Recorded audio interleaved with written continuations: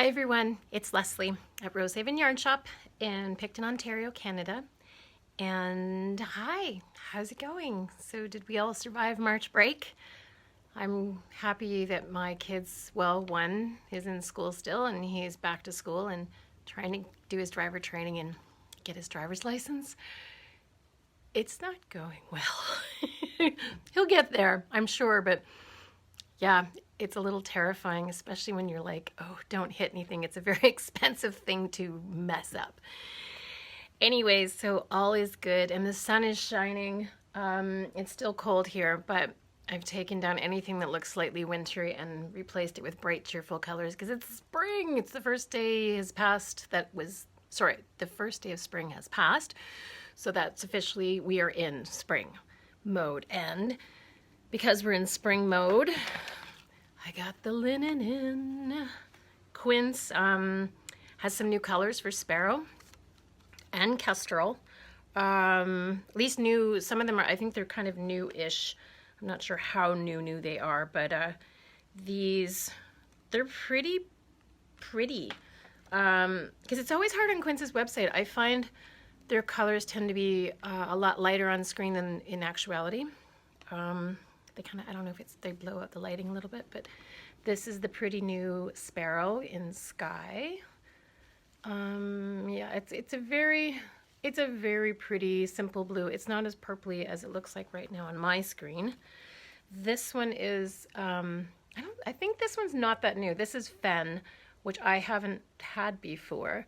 And it's got a real nice greeny color to it it's a warm browny green, but it's got a real nice green to it. And of course the lovely white, which is called Lunar. It's not as white as their card covers, so it's, you know, it's got a hint of naturalness to it, not too white. The other one they came up with is Eclipse. Eclipse is, it's almost like, I would call it almost walnut, like, you know, black walnuts when they get that kind of warm, it's like black, but it's warm brown. It's a black brown. It's really nice. In some lights, it almost has a purple tone, but it's more browns definitely than the purples. And then of course, Kestrel, the ash, they've done a whole bunch of, you've probably seen the new Quince patterns that they came out with in Kestrel and Sparrow, which are in these two colors, the Eclipse and the ash. I don't know, can you see the difference between the colors? Wow, they really are close. It's funny because the ash, this is the Kestrel here, this is the Sparrow here, but they are really close in color. They've been doing a whole bunch of patterns, so I don't have any of the hard copies of the patterns. They put them out on Ravelry first, so that's the best and fastest way to find them, not necessarily at your local yarn store. So check out, buy them on Ravelry and buy your yarn from us because we have it all online. And we've been working on all the Brooklyn Tweed. So I'm wearing my inversion cardigan that I knitted myself. It was an easy knit in most respects, but it was a lot of stocking knit that I was like, okay, this is a lot of stocking knit, but I'm not a small person, so there's a lot to cover. But it was nice. It turned out beautifully. This is the pattern here. And the schematic. There was a lot of piecing together because you actually did this ribbing separate from the panel and you had to sew it in later, which was not what I expected. Normally you knit it all at once, but they wanted you to use smaller needles for the ribbing to keep it snug. So fine, I did that. And then we also have a sample of Kelpie that Donna made. This is the pattern here. And this is the scarf here. It's really pretty and she really enjoyed it. So it's garter stitch in the top and then you actually pick up all the stitches along the bottom to add the colors at the bottom. So this is made with loft and you end up using, like these are all the colors we put together for that. There's a lot of yarn because you have all these little stripy colors, which you could definitely, obviously not do every colored stripe different. So what we ended up finding by the time we finished this, all these little stripe color, they were 50-gram balls to start with. We only used about 5 grams of each, so like a tiny percentage. So I started working with all the leftovers and making another stripy shawl. I'm working on the Spectrum by Joji Locatelli, which is supposed to be 2-color striping, but I'm like, I have all these awesome colors, so I'm kind of monkeying around with the pattern in respect of switching colors back and forth a little bit. Hopefully it'll be done soon. It's not here right now. And then also with the Brooklyn Tweed, we're getting more shelter in, and we're also getting the arbor is on its way. It's in a truck somewhere, possibly at the border. It's hard to know. It might be somewhere else. They called in Minnesota to make sure I still wanted it when they call the customs call. Will you allow UPS to be your custom brokers? And I said, yes, please. Okay, so Kelly of Boho Knits has been working on some amazing patterns, and we have a few test knitters whizzing away on stuff. And she came up with this one using Brooklyn Tweed, using linen stitch, and 3 skeins of loft. So pretty. But linen stitch, I've heard scary things. Some people really don't like linen stitch because you really have to pay attention, and apparently if you make a mistake, it goes mistake, and you can't fix it. You have to pull it all the way back out and redo it. So this pattern is coming. We're just doing a couple test knitters or practicing, and then Kelly is going to be having that one and a few other. I think she's actually doing a little ebook of like 5 or 6 patterns. She's got some really pretty stuff. So what else? New acquirements in the store. Oh, Karen brought in, Karen is part of the county hand spinners. There's a group of, I don't know, like 20, 30 of them. And sometimes when their stash of handspun gets a little big, I get to have it in my store and they sell it. So she brought it in yesterday and I'm like, it's so pretty.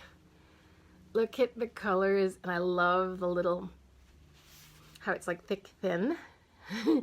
Don't be mad at me, Karen, but it's beautiful. Here it is here. Okay, sorry, interruption, customers. So I was telling you about Karen's beautiful hand spinning. Karen's been spinning for years and years and years, and she's been playing with plying 2 different colors, and this is also hand dyed. She dyes the fleece first and then plies it together. So it's gorgeous. So I'm just gonna show you some of these amazing color stories that are happening in here.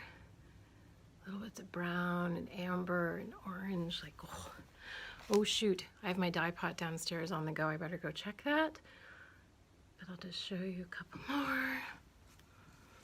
I should set a timer on my watch. Look at this, it's got little bits of browny gray, bluey gray, sorry, in there. Never leave a dye pot unattended, right? I don't want to start a fire in my store. I'm trying a new technique for dyeing yarn. It was one of those, you remember those 5 o'clock in the morning kind of epiphanies where you're laying there going, oh, yeah, what if I did that and that and that? And I'm like doing, then you fall back asleep, then you wake up. Sometimes it's like, what the heck was I thinking? That was dumb. But I think this one actually could work. So I'm on the last stage of what I'm playing with. We shall see. Look at those colors. Oh, yum. I should put these on the website. Karen, you gonna let me put this on the website and then we can sell it? Oh man, look at that. What is she charging for these? It's only $14.50. How many yards is this? 57 grams, so 57 grams, and it's woolen silk. That's why it feels so good. Yum. 57 grams, woolen silk, kind of worsted weight. It's got to be at least 100 yards in there. Oh yeah, look. Yummy. And Brooklyn Tweed. Look at those lovely little pretty things. That's homemade jam. I love their names. Oh, okay, so big news, Fibrefest. The Knit Night ladies and me have started a community Fibrefest. Prince Edward County Fibrefest is happening. It's happening this May 27th in Picton at the Picton Arena. which is 375 Main Street, I think. It's at the Picton Arena and the Community Center, and we're doing this to raise money. We're hoping to raise money for our museums because they're always struggling. And it's about community and heritage, and we're doing like a theme because we actually, we are a not-for-profit. We're working under the Prince Edward County Historical Society, who was lovely enough to help us along figuring out all this stuff, running a festival, because we don't really know how to run festivals. So they've been awesome, and so we're raising money for them, which helps the museums, which helps our community, which hopefully will always bring people in and have things to see. And we're also hoping that there'll be leftover funds that we can, over the years, build up a scholarship for a young student in our area, because we're a very small population here, and the kids have a hard time getting work, finding jobs, that kind of stuff. It's typical in most small communities. So we're hoping we'll be able to help out a young person who's, hopefully we're hoping we'll find someone who wants to get into the fiber world, or, something along those lines. We can tweak it as we go to see if we can find someone who'd benefit from the funding that we'll set up in a scholarship. So it's all about community, raising funds. Rosehaven's one of the sponsors.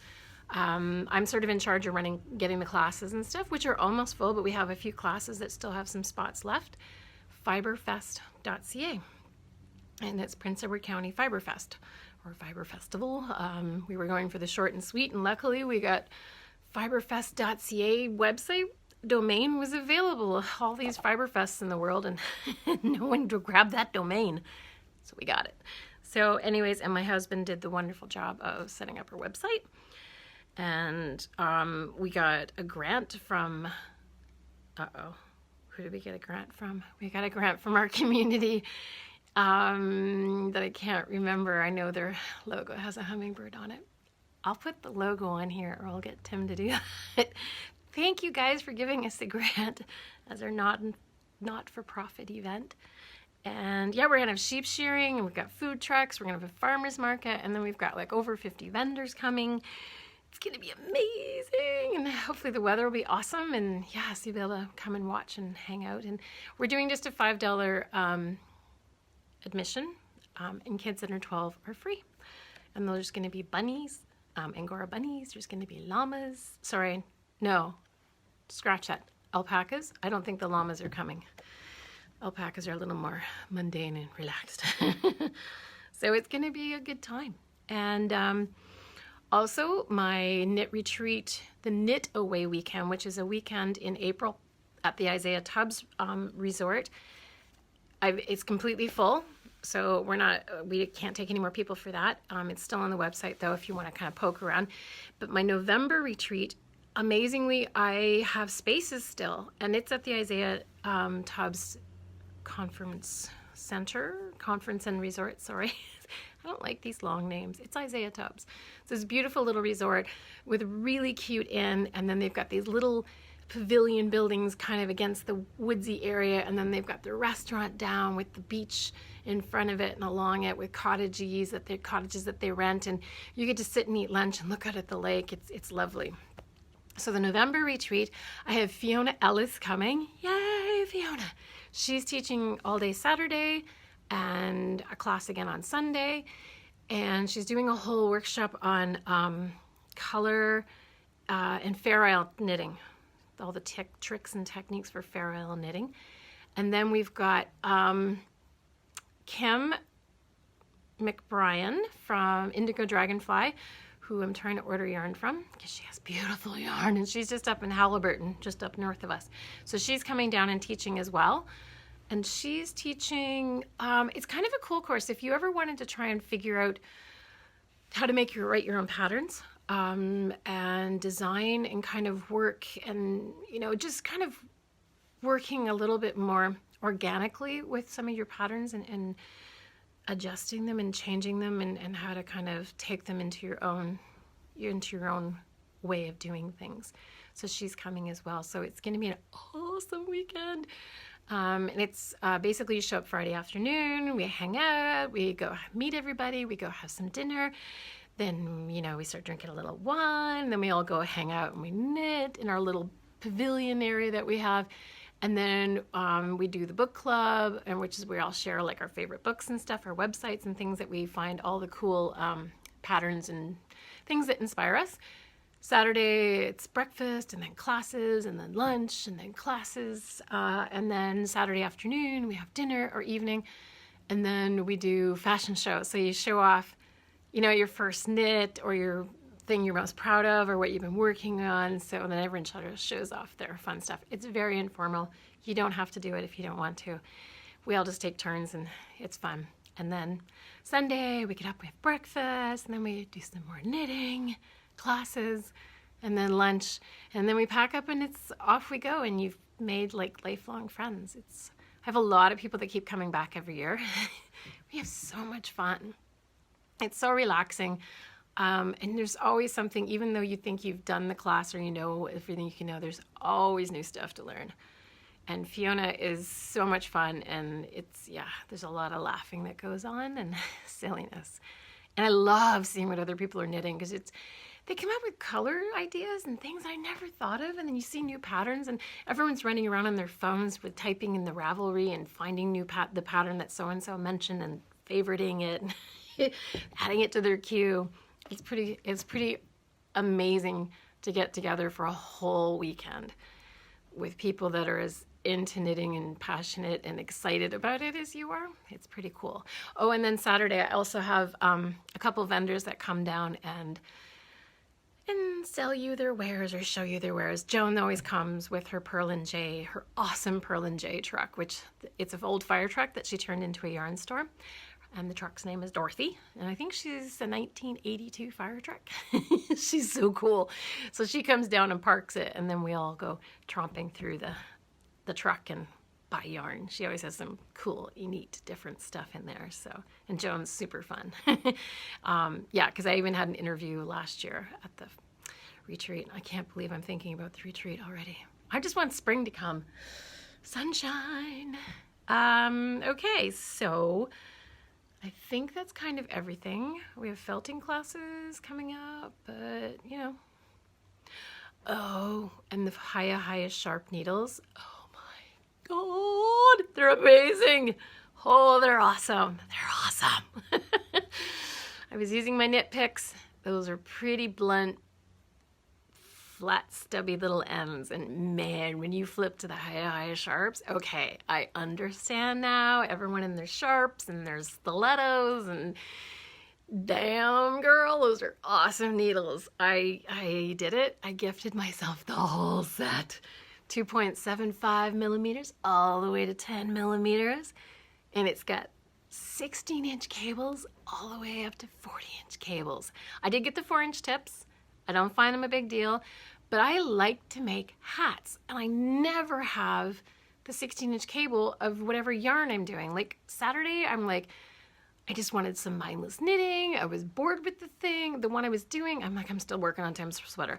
Almost there, but now I'm at the point where I don't think it's gonna fit, so now I gotta put it aside, block it, stretch it, abuse it, and then tweak it all together to check.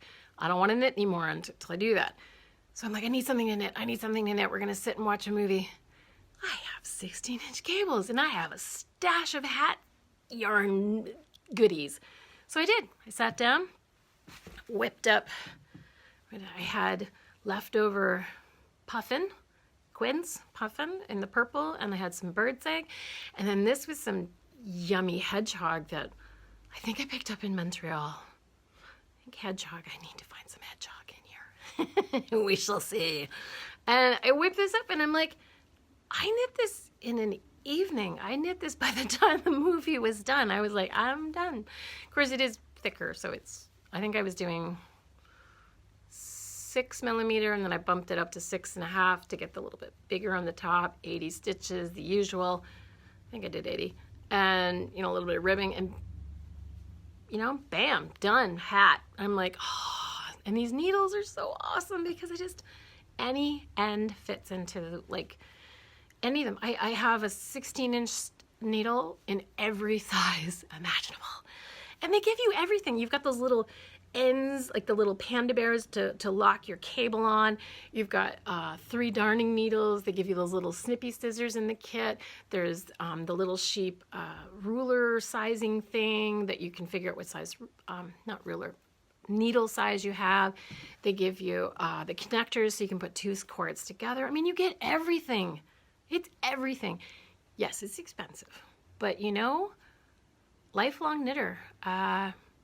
My husband buys $200 tool sets. I'm sorry. I'm going to use this forever, and I'm not going to lose anything. I'm going to keep it forever and ever. And it comes in a really nice case. And yeah, it's got everything. And oh, they're so nice. And they're brass fittings, like the little screws. Like, yeah, no, these babies are awesome. 2 thumbs up. Anyways, I was supposed to make this a short podcast because my husband said so, because it's been so long. I apologize. It's been so long since I did this. March break, family. My horse injured his leg, so he's needed extra care, which is totally, it just means I have to go riding more. Oh, poor me. He just needs to get walked a lot and keep stretched out. So it's busy. Life's busy. So life is good. Life is grand. So happy days, happy knitting. Enjoy the awesome sunshine. And I hear some of you people have tulips and things sprouting out of your gardens. Yeah, mine still has snow on it, thanks to the March break snow that we got. It's coming. It's coming. We'll be there. All right. Happy knitting. Ciao, ladies and gentlemen. Bye.